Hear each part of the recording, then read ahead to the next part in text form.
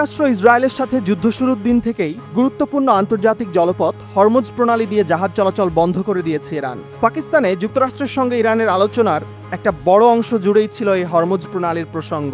কিন্তু মার্কিন সংবাদ মাধ্যম নিউ ইয়র্ক টাইমসের প্রতিবেদনে বলা হচ্ছে, ইরান এখন চাইলেও পুরোপুরিভাবে হরমুজ প্রণালী খুলে দিতে পারবে না।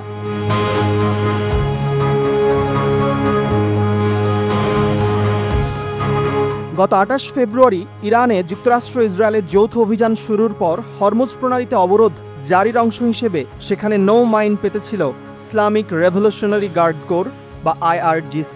কিন্তু প্রণালীর কোন কোন জায়গায় মাইন স্থাপন করা হয়েছিল তা এখন শনাক্ত করতে পারছে না IRGC নিজেই।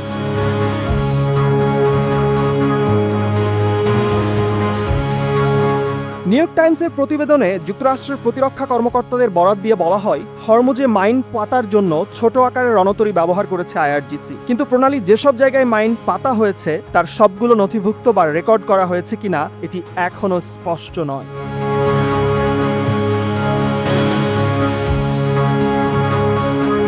অবশ্য মাইন পাতার তথ্য যে একেবারেই নথিভুক্ত করা হয়নি তা নয়। কিছু এলাকায় মাইন স্থাপনের তথ্য নথিভুক্ত করেছিল IRGC, কিন্তু সেখানেও সমস্যা আছে। IRGCর নথিতে যেসব জায়গায় মাইন পাতার রেকর্ড রয়েছে সেসব মাইনের বেশিরভাগই সরে গেছে কিংবা ভেসে গেছে। আর মাইন শনাক্ত করা গেলেও সেগুলো অপসারণ করাও একেবারে সহজ হবে না।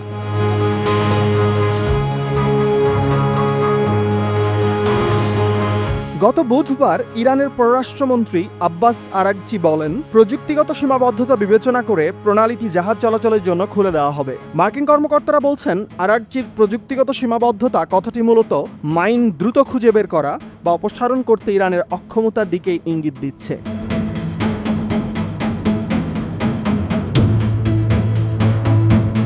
সে সময় যুক্তরাষ্ট্রের পক্ষে মাইন স্থাপনকারী ছোট নৌকাগুলোকে শনাক্ত করা কঠিন ছিল। তাই যুক্তরাষ্ট্র নিশ্চিত নয় যে ইরান ঠিক কতগুলো মাইন স্থাপন করেছে হরমুজ প্রণালীতে বা সেগুলোর আসল অবস্থান কোথায়।